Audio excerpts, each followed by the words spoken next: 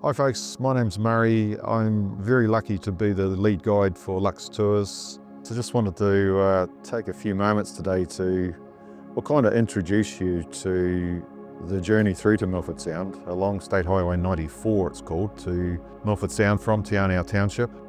We travel on up State Highway 94, passing through the Eglinton Valley. I often tell folks we're travelling through three major valleys for the day, the Eglinton Valley, on into the Hollyford Valley, and then once we're through the tunnel, into the Cleddau Valley. But if I just bring you back into the Hollyford Valley, especially for me, the top end of the Hollyford Valley, where we start to get up in altitude, up in amongst the mountains. It's not just scenic, it's kind of awe-inspiring really, is no other way to describe it. There's at times so much water pouring through the environment up there when it's been raining or the snow's melting. The water dominates the environment up there. You've got these enormous mountains that are being pushed up by tectonic plate activity, but also being worn down by the force, the power of the water. And if you're like me and you get to spend a reasonable amount of time up there and experience it and see it for what's really going on up there, it's just such an amazing environment. And there isn't a day when I just don't sort of pull up quietly as I'm driving along and just take a moment and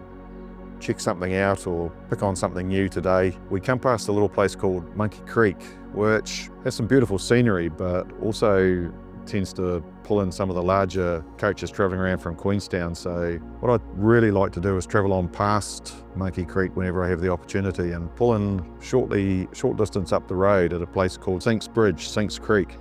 And there's an absolutely delightful pool of water, a small stream that runs down just in behind the car park there, and you can't see it from the main road, but if you get there at the right time of the year with the sun just poking over the mountain peaks, suddenly the water just lights up with this beautiful sunlight that crashes down through the water, and that crystal clear water is just absolutely stunning when that happens.